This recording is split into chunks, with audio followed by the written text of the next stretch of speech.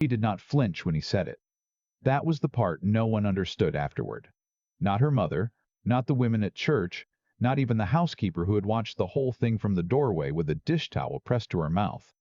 They all expected tears. Harriet Vane did not cry. She set her spoon down beside the bowl.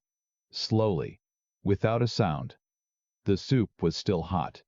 She could see the steam rising off the surface, curling upward toward the chandelier. Her mother-in-law, Mrs. Wren, had picked out herself and never let anyone forget. The dining room smelled of beeswax and cold ambition. It always did. "I said," Gerald repeated, louder now because he had mistaken her silence for not hearing, "that a woman with more sense of occasion might have dressed accordingly." He had not said those words. Not exactly. What he had said.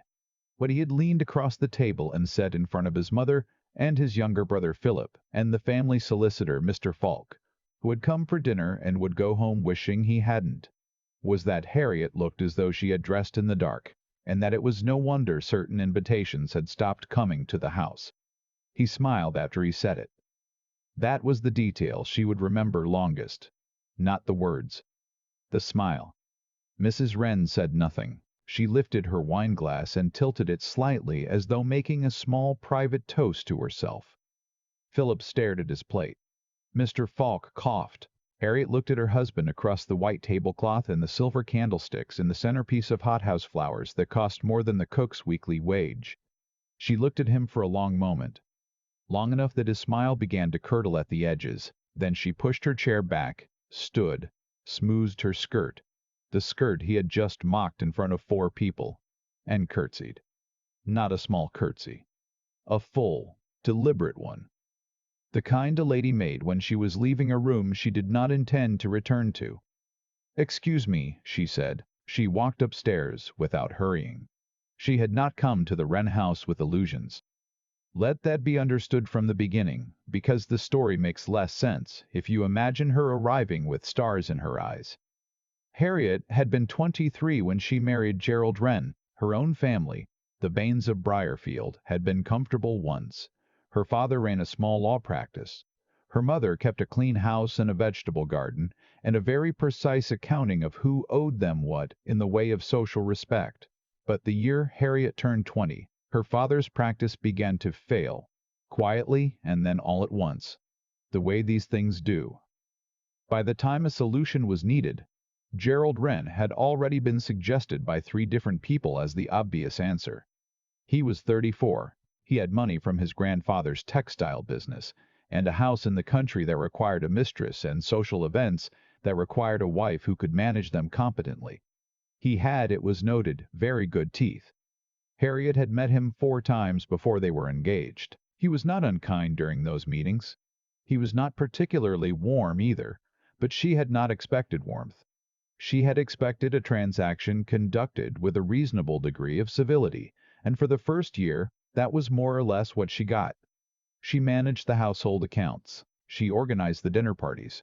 She learned which flowers Mrs. Wren preferred in the entryway and which she considered vulgar, and she made sure the right ones were always arranged there. She kept a small notebook, ivory-covered, the pages thin as onion skin, in which she recorded every preference, every slight, every silent correction Mrs. Wren delivered in the form of a rearranged vase or a recipe slipped under the kitchen door with a note in the older woman's handwriting. She was, in other words, excellent at a job no one had given her the title for. Gerald noticed when something went wrong. He did not notice when things went right. This was, she had heard from other women, simply the nature of men who had always been managed around. She had tried to accept it. She had largely succeeded. But the smile. She could not get past the smile. That night she did not pack in a hurry. She lit the lamp on the dressing table and opened the large trunk she had brought from Briarfield, the one with her initials stamped into the leather in gold, H.V., which she had never changed to H.W., and now understood she had been right not to. She worked methodically. Her winter dresses, her books. There were 11 of them, and she packed them all because they were hers and she had read every one twice. The small watercolor her sister Maud had painted of the pond at their parents' house. Her grandmother's brooch. her notebooks. She left Gerald's gifts where they were, the pearl earrings on the dressing table, the tortoiseshell comb on the windowsill, the silk shawl she had never liked but had worn to every dinner party because he had chosen it himself and seemed pleased by it. She left it folded on the chair. She was not dramatic about any of this. That was important to her. She was not fleeing. She was concluding. By the time the house was fully dark and quiet and even Mrs. Wren's light had gone out, Harriet had dressed in her traveling clothes, pinned her hair, pulled on her gloves, and carried her trunk to the top of the stairs. Thomas, the young footman who had once confessed to her in a moment of accidental honesty that he thought she was the only reasonable person in the house, heard her and came up without being asked. He helped her carry the trunk down without making a sound. At the front door she pressed 2 months of her household pin money into his hand. She had kept it separately, in an envelope, and had been doing so for longer than she now wanted to examine, and she thanked him. "Will you be all right, Mrs. Wren?" he whispered. She paused in the doorway. The night air was cold and smelled of turned earth and distant chimney smoke. "I will be better than all right," she said. "Lock up properly." She walked out before sunrise. Her sister Maud lived 3 hours northeast in a market town called Delwick, where Maud's husband, Dr. Town, called Delwick, Henry Page, ran a small but respected practice out of the front rooms of their house. Maud was 31 and had a manner of absolute practical calm that Harriet had always envied and occasionally found maddening. When the hired coach pulled up to Maud's front gate just after 8 in the morning and Harriet climbed down with a large trunk and no prior notice, Maud opened the front door, looked at her, and said, "I'll have Mrs. back." Greer put the kettle on. She asked no questions until Harriet had eaten toast and drunk 2 cups of tea. Then she folded her hands on the table and said, "What did he say?" Harriet told her. Maud was quiet for a moment. "In front of Falk?" "In front of everyone." "And his mother?" Lifted her wine glass. Maud nodded, the way she nodded when a patient described a symptom she had been expecting. "Good," she said, which was not the word Harriet had anticipated. "You should have left a year ago. Now sit. Henry has a patient at 9, and then we're going to figure out what you're doing next." What Harriet was doing next turned out to be staying in Delwick, at least for a while. Maud insisted, and Henry agreed with the quiet straightforwardness of a man who had never in his life said something he didn't mean. They had a spare room above the kitchen, warm and a little small, with a window that looked out onto the back garden where Henry grew his herbs. Harriet made the room neat and manageable within a day. The town was small enough that Harriet expected to be something of a curiosity. A woman alone, arrived without her husband, living with her sister, in a place like Delwick that could mean 10 different stories by Tuesday. But what she had not accounted for was that Maud was well regarded in Delwick, and that well-regard transferred. The women who came to consult Henry's practice and sometimes stayed to talk to Maud had, many of them, their own quiet reckonings with the lives they'd been assigned. They did not ask Harriet difficult questions. They simply, slowly, began to include her. She found small work within the first month. Dr. Page's practice had grown beyond what he and Maud could manage alone, and Harriet discovered that the organizational systems she had spent 2 years perfecting in Gerald's house translated very well into a medical office. She began keeping the records, scheduling the appointments, managing the small but complicated world of who owed what to the practice and what supplies were running low. She was paid a modest amount that she kept in a new envelope, which was different from the old envelope in that she had earned it herself, and no one had given it to her to manage on their behalf.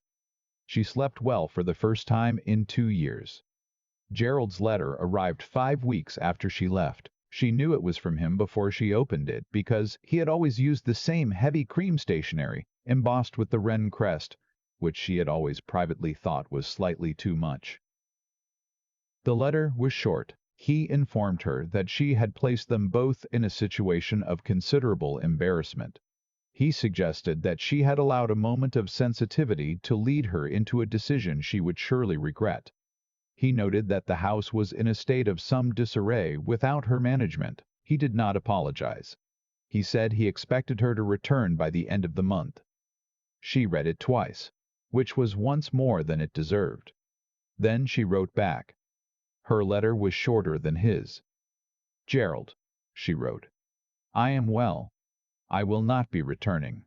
Please arrange for the remainder of my personal items to be forwarded to Maud's address. I have left nothing behind that I wished to keep. I trust you will find a suitable arrangement for the household. Harriet. She addressed it, sealed it, and handed it to the post herself on her way to Dr. Drest Page's office, where she had a full afternoon of appointments to organize and a set of accounts that had not been properly reconciled in 3 months. She did not spend the rest of the day wondering if she had done the right thing. She had already settled that question. The wondering was over. What she did not know, because she was not there, and because no one thought to tell her, and because the internal workings of the Wren house were no longer her concern, was what happened after her letter arrived. Gerald read it at the breakfast table. Mrs. Wren was present. She asked, with the particular quality of casual interest that she had always used to indicate she was paying close attention, what it said. He put it down without answering. Mrs. Wren reached across and read it herself. She said nothing for a long moment. Then, well, I suppose you'll have to get another housekeeper. Gerald did not respond. What he was discovering, slowly, with the particular discomfort of a man who had never been required to notice things, was how much had been simply happening around him without his awareness. The dinner invitations that had continued to arrive because Harriet answered them promptly and correctly. The accounts that had been precise because she tracked them in that ivory notebook he had seen on her dressing table and never thought to ask about. The cook who had stayed for 2 years beyond her original intention because Harriet had managed her, with enough respect that she felt no particular urgency to go. The way the house had simply worked, quietly and without drama, which he had taken as evidence that there was nothing much to manage. He hired a housekeeper within the week. She was competent. The dinner party he held in the 3rd week of November was adequate. 3 of the guests commented, to each other rather than to him, that the flowers were not quite right. He noticed none of this, but he began, in a way he could not easily articulate, and would not have articulated even if he could, to notice her absence. Not Harriet exactly. Or not only Harriet. The particular quality of steadiness she had brought to a house that had otherwise always been organized around his mother's preferences and his own comfort and very little else. He found himself, on 2 separate occasions, going to ask her something before remembering. He told himself it was inconvenience. He was honest enough, somewhere beneath the inconvenience, to suspect it was more than that, the moment that changed things.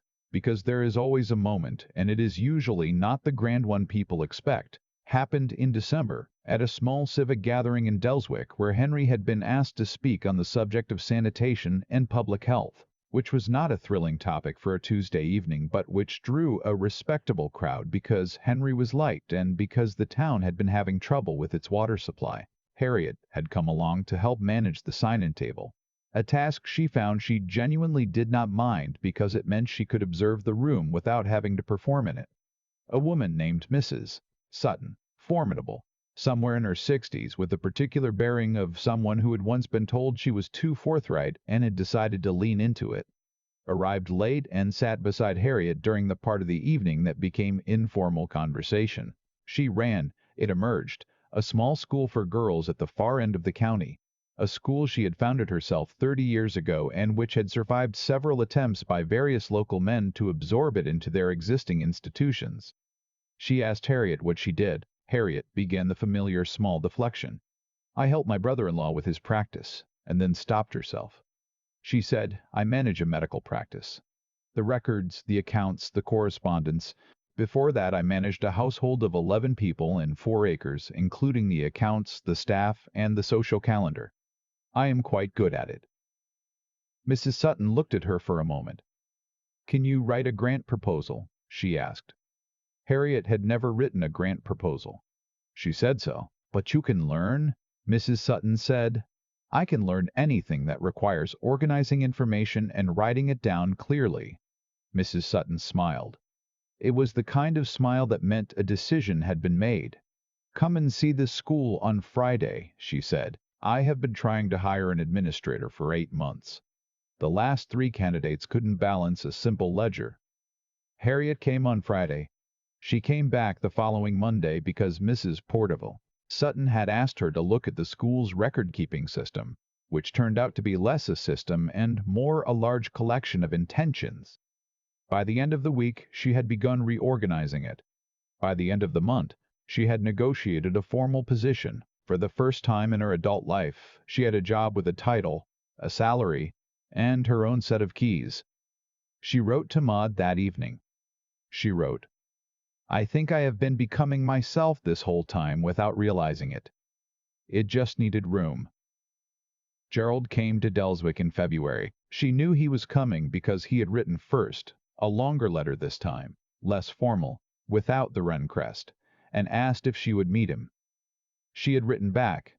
She would meet him for 1 hour, at the tea room on the main street, in a public place. He arrived on time. That was new. He looked, she noticed, slightly less composed than she had ever seen him in their 2 years of marriage. His coat was good, but his manner was not quite settled inside it. He sat across from her and ordered tea, and then sat with it without drinking for a while. "You look well," he said. "I am well." "The house," he started, and then stopped. "Gerald," she said, not unkindly, "you didn't come to tell me about the house." He looked at her. He had always had the kind of eyes that seemed to be measuring something. She had thought, when she first met him, that it gave him a thoughtful look. She understood now that it was simply how he looked at everything, as though trying to assess its value. "I said something I shouldn't have," he said. "At dinner." "You did." "I have said a number of things I shouldn't have." He paused. "I don't know that I understood. I wasn't paying attention to." "I know," she said. She said it without softness and without cruelty. "I know you weren't." He was quiet for a moment. Outside, the street was going about its usual business. A cart horse, 2 women with shopping baskets, a boy chasing a dog. The ordinary, relentless forward motion of the world, which did not pause for Gerald Wren's discomfort. "Are you happy?" he asked. He seemed surprised to have asked it. She considered the question seriously, which she suspected he had not expected. "I am becoming something I can respect," she said.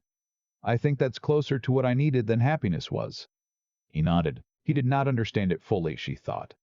But he was listening, which was more than he had done in 2 years of marriage. She told him, then, what she wanted. Not what she might accept. What she wanted.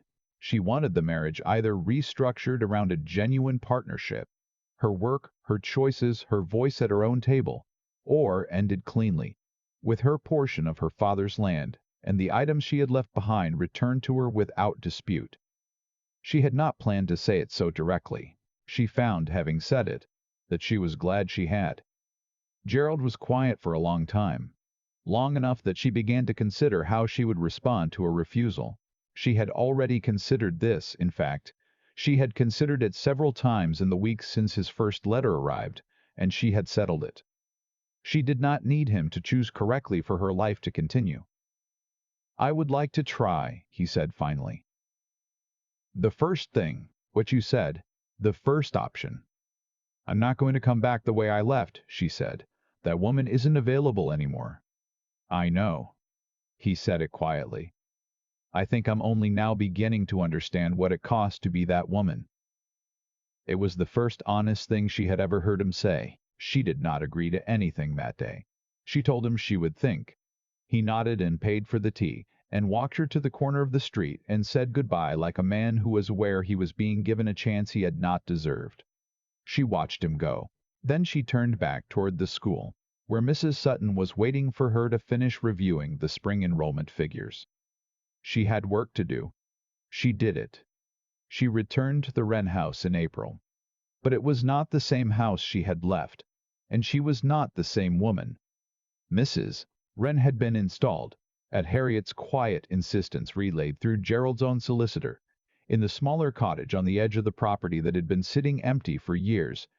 The arrangement was presented to Mrs. Wren as a gift of independence. Mrs. Wren, Wren received it with the controlled silence of a woman who understood she had lost a particular kind of ground. Harriet kept her position at Mrs. Sutton's school. She rode out 3 days a week on the horse she had quietly negotiated for herself as part of the arrangement.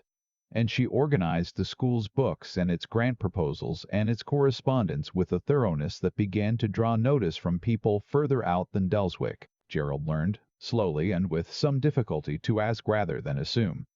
He was not transformed. He did not become a different man, but he was, she came to understand, a man who was capable of change when change was required, and when someone he respected required it. And he had come, finally, to respect her.